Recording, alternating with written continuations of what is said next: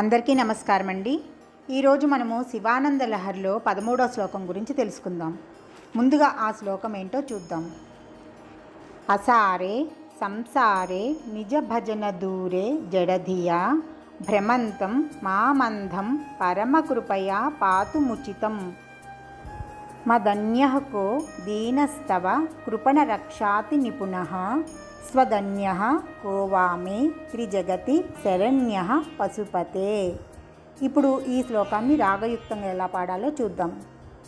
అసారే సంసారే నిజ భజన దూరే జడధియా భ్రమంతం మామంధం పరమకృపయా పాతుముచితం మదన్యః కో దీనస్తవ కృపణ రక్షాతి నిపుణః స్వదన్యః కో వామే త్రిజగతి శరణ్యః పశుపతే అంటూ మనకి వచ్చినట్లుగా పాడుకోవచ్చు. ఇప్పుడు ఈ శ్లోకానికి తగిన భావాన్ని అర్థాలని తెలుసుకుందాము. ఈ శ్లోకము ఎలాంటిదంటే మనకి భగవంతుడి పట్ల జ్ఞానాన్ని, మన బతుకు పట్ల జ్ఞానోదయాన్ని కలిగించే శ్లోకం ఇది. ఇప్పుడు ఈ శ్లోకాలలోని పదాలకి అర్థాలు తెలుసుకుందాం.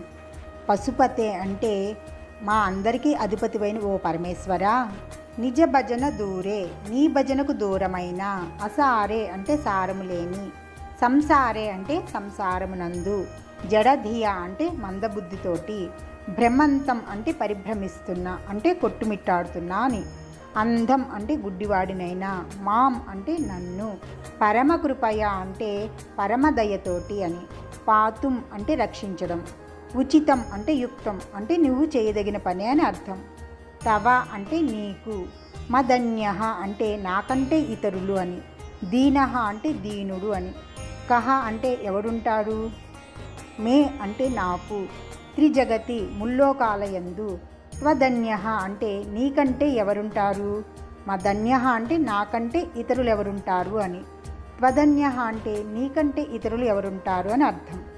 కృపణ రక్షాతి నిపుణః, కృపణ అంటే దీనులను అని, రక్ష అంటే రక్షించడము అని, అతి నిపుణః అంటే మిక్కిలి నేర్పరి అని, శరణ్యః అంటే శరణు పొందదగినవాడు అంటే రక్షించేవారు అని, కహ అంటే ఎవరున్నారు అని ఈ పదాలకి అర్థం.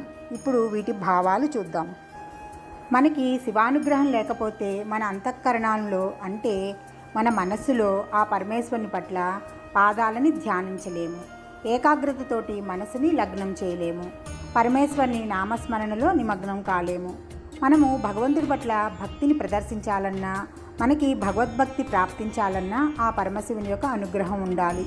ఇదే కదా ఆదిశంకరాచార్యులు వారు సౌందర్య లహరిలో మొదటి శ్లోకంలో తెలియచేశారు.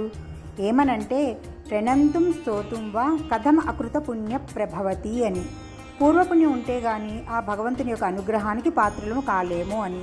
మనకి ఎంతో కొంత పుణ్యం ఉంటేనే భగవంతుడి పట్ల మనకి అనుగ్రహం కలుగుతుంది, ఆ భగవంతుడు మనల్ని అనుగ్రహిస్తాడు. ఓ పరమేశ్వర, నా మనసు సదా నీ సేవలో ఉండేటట్లు చూడు అంటున్నారు శంకరాచార్యుల వారు ఈ శ్లోకంలో. ఈ శ్లోకము ఎలాంటిది అంటే కత్తికి రెండు వైపుల పదును ఉంటుంది అంటారు చూసారా, అలాంటిది ఈ శ్లోకం. మనమందరము ఒక విషయం ఇక్కడ తప్పనిసరిగా తెలుసుకోవాలి. ఆదిశంకరాచార్యులు వారు ఇంటి బాధ్యతలు సంసారాన్ని వదిలి ఆ భగవంతుణ్ణి ధ్యానించమని చెప్పట్లేదు. ఓ పరమేశ్వర, నా మనసు నీ అధీనంలో ఉండేటట్లు చెయ్యి, ఒకవేళ నేను సంసారంలో పడి నిన్ను స్మరించకపోతే అటువంటి పరిస్థితిలో ఉన్న నన్ను, నా అజ్ఞానాన్ని క్షమించి రక్షించు అని కోరుకుంటున్నారు. ఈ శ్లోకంలోని భావాన్ని తెలిస్తే మనమందరం కూడా ఏదో ఒక సందర్భంలో అనుకుంటూనే ఉంటాము. ఏమనంటే వండుకోవడం తినడమే తప్ప ఓ పూజ లేదు, ఓ పునస్కారం లేదు, ఏమిటో ఈ జీవితం ఇలా గడిచిపోతోంది అని అనుకుంటూనే ఉంటాము. ప్రతి వారు ఏదో ఒక సందర్భంలో తప్పనిసరిగా ఈ విషయాన్ని ఇదే విధంగా భావిస్తారు. ఓ పరమేశ్వర, సంసారము నిస్సారమైంది, సంసారంలో నేను కొట్టుమిట్టాడుతున్నా, అయినా కానీ ఏమీ చేయలేకపోతున్నా.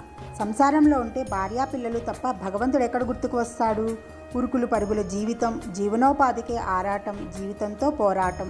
ఇక పూజకు సమయం ఎక్కడుంటుంది? నీ నామస్మరణకి తీరిక ఎక్కడ ఉంటుంది? క్షణం లేని తీరిక లేని పనులతోటి గజిబిజి గందరగోళంగా మారిపోయింది జీవితం. ఈ సంసారం అనే అంధకారంలో పడి గుడ్డివాళ్ళం అయిపోయాము. ఎటు వెళ్లాలో తెలియక అగమ్య గోచరంగా మారిపోయింది జీవితం. ఇక అజ్ఞానం అనే రోగం కలిగి కంటిచూపు కూడా మందగించి గుడ్డితనం కూడా వచ్చింది. ఈ దీనస్థితిలో ఉన్న నన్ను అత్యంత దయతో నీవే రక్షించాలి. నేను దీనులలో అతి దీనుడను, నీవు దీనులను రక్షించే దీనరక్షకుడివి. ఈ ముల్లోకాలు వెతికినా నీకు నాలాంటి దీనుడు ఎక్కడా దొరకడు. అలాగే నన్ను రక్షించే దీనరక్షకుడివి నీవు కూడా ఎక్కడా దొరకవు. గృహస్థ ధర్మాన్ని సరిగ్గా అర్థం చేసుకోలేక సంసారము తమ ఆధ్యాత్మిక చింతనకి అడ్డుపడేదిగా కొందరు భావిస్తారు. అయితే మరికొందరు ఈ సంసార సుఖమంతా క్షణికమైందని, దీనివల్ల మోక్షం లభించదని మరికొందరు నిస్సారంగా భావిస్తారు. అప్పుడు భగవంతుని ఆరాధనకు, ఆధ్యాత్మిక చింతనకి దూరంగా చేసే ఈ సంసారమనే సుఖంలో పడి తాము గుడ్డివారుగా బతుకుతున్నామనే భావన కలుగుతుంది. ఇటువంటి దీనస్థితిని తమను ఎవరు ఉద్ధరిస్తారా అని చెప్పి ఆలోచిస్తే ఈ ముల్లోకాలలో ముక్కంటివైన నిన్ను మించిన ముక్తి ప్రదాత ఎవరూ లేరు. అలాగే దీనజన రక్షకుడు మరొకరు ఎవరూ లేరని శంకరాచార్యులు వారు ఈ శ్లోకంలో నొక్కి వక్కాణించారు. ముల్లోకాలలో తన వంటి దీనుడు లేడని, ఓ పరమేశ్వర నీ వంటి దీనరక్షకుడు కూడా లేడు అంటూ తెలియజేస్తున్నారు. పరమేశ్వర దయతోటి నీవు నన్ను రక్షించాలి. అంతేకాకుండా నాలాంటి దీనుణ్ణి రక్షిస్తేనే కదా నీ ఘనత అందరికీ తెలిసేది. చికిత్సకి లొంగని రోగాన్ని నయం చేస్తేనే కదా వైద్యుని ఘనత అందరికీ తెలిసేది. అలాగే నీవు నన్ను రక్షిస్తేనే నీ గొప్పతనం కూడా అందరికీ తెలుస్తుంది అంటూ శంకరాచార్యులు వారు ఈ శ్లోకంలో ఆ పరమశివుణ్ణి అర్థిస్తున్నారు. మనం ఇప్పుడు సంసార సుఖంలో పడి శరీరమే శాశ్వతమని భావించి ఒక రాజు గురించి తెలుసుకుందాము. దారి తప్పిన భక్తుణ్ణి దారిలో పట్టగలిగేది ఎవరు? ఆ పరమాత్మే కదా. ప్రజలను పాలించే ప్రభువు పక్కదారి పడితే ఆ పరమాత్మ అనుగ్రహంతో సన్మార్గంలోకి వచ్చి తన జన్మని సార్థకత్వం చేసుకున్న పాండ్యరాజు అయిన మత్స్యధ్వజుడి కథ గురించి ఇప్పుడు తెలుసుకుందాం. ఐహిక సుఖాలలో మునిగి తేలుతున్న ఏ వ్యక్తినైనా ఆ మార్గం నుంచి తప్పించి పరలోక చింతన వైపు మళ్లించడం అనేది అసాధ్యమైన పని. కానీ భగవత్కృప ఉంటే మాత్రం సాధ్యం కానిది అంటూ ఏదీ ఉండదు. శరీరమే శాశ్వతం అనుకుని విశ్వసించే మనిషి ఒక్కసారిగా వైరాగ్య మార్గంలోకి రావడం జరుగుతుందా అనిపిస్తుంది. కానీ భగవంతుని కటాక్ష వీక్షణాలు ప్రసరిస్తే సన్మార్గంలోకి దర్శించడానికి కొన్నిసార్లు ఒక మంచి మాట చాలు, ఒక మంచి చేత చాలు. ఇప్పుడు ఆ కథ ఏంటో చూద్దాం.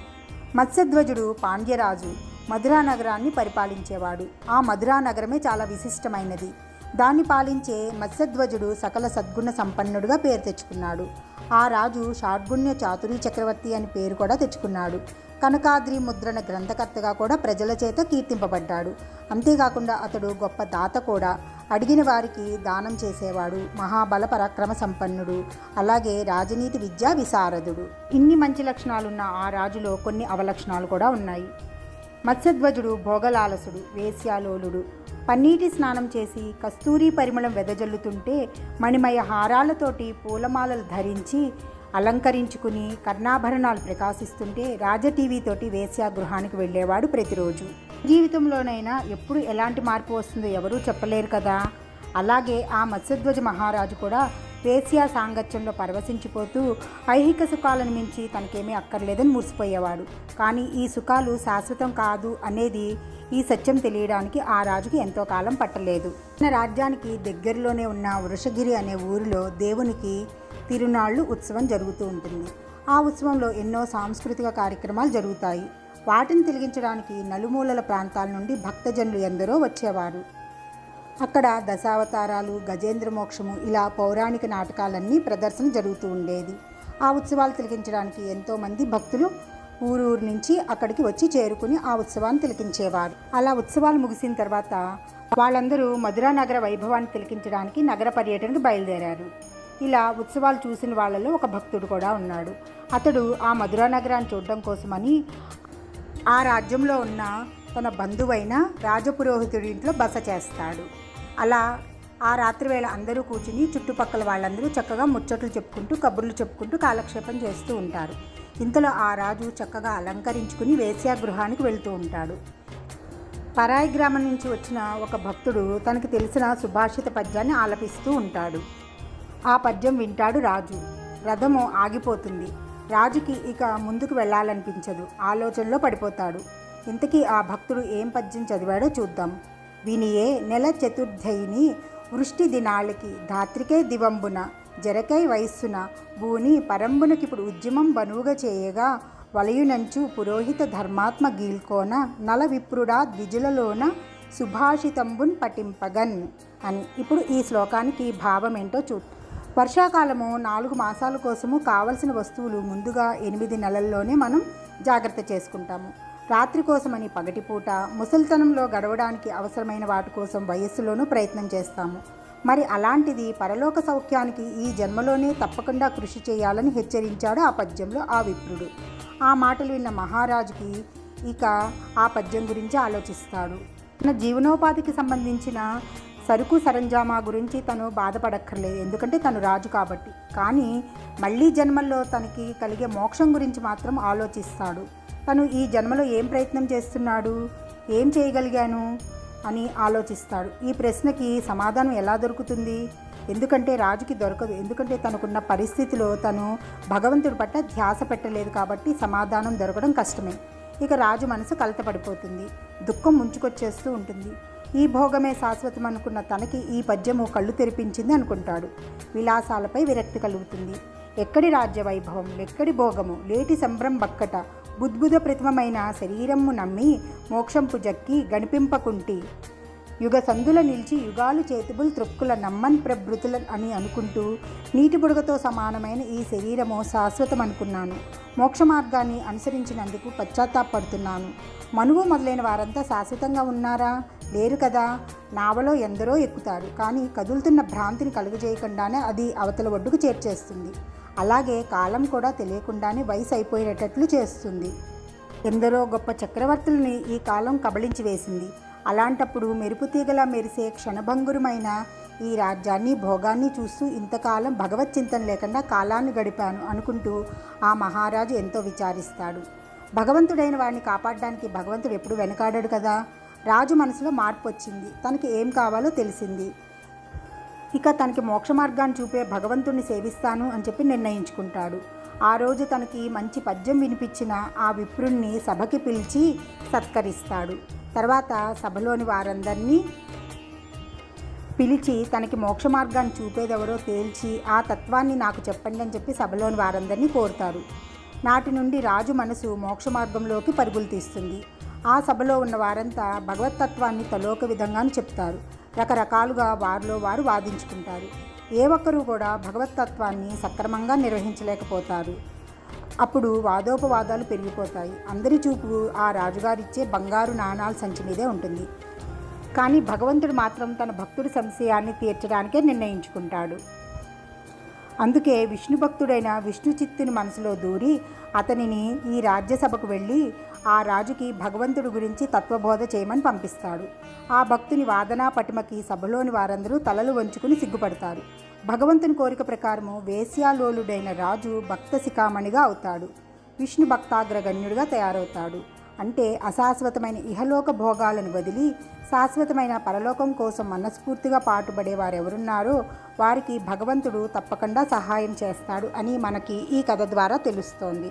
అలాగే మనమందరము కూడా సంసార బాధ్యతలు నిర్వహిస్తూనే ఈ సంసారం అనే భ్రమలో పడకుండా ఆ పరమేశ్వరుని పట్ల కూడా ధ్యానాన్ని, స్మరణని తప్పకుండా చెయ్యాలి. అదే శంకరాచార్యుల వారు ఈ శ్లోకంలో తెలియజేస్తున్నారు. అందువల్ల మనము సర్వకాల సర్వావస్థల్లో కూడా ఆ పరమేశ్వరుని యొక్క పాద పద్మాలను విడవకుండా ఆయన్ని సేవించాలి అని మనం ఈ శ్లోకం ద్వారా మనకి శంకరాచార్యుల వారు తెలియజేస్తున్నారు. మళ్ళీ మనమందరము మరో శ్లోకంలో కలుసుకుందాం. మనమందరము మన బాధ్యతలు నిర్వహిస్తూనే ఆ భగవంతుణ్ణి స్మరిస్తూ ఆయన యొక్క అనుగ్రహాన్ని ఎల్లవేళలా పొందుతాము.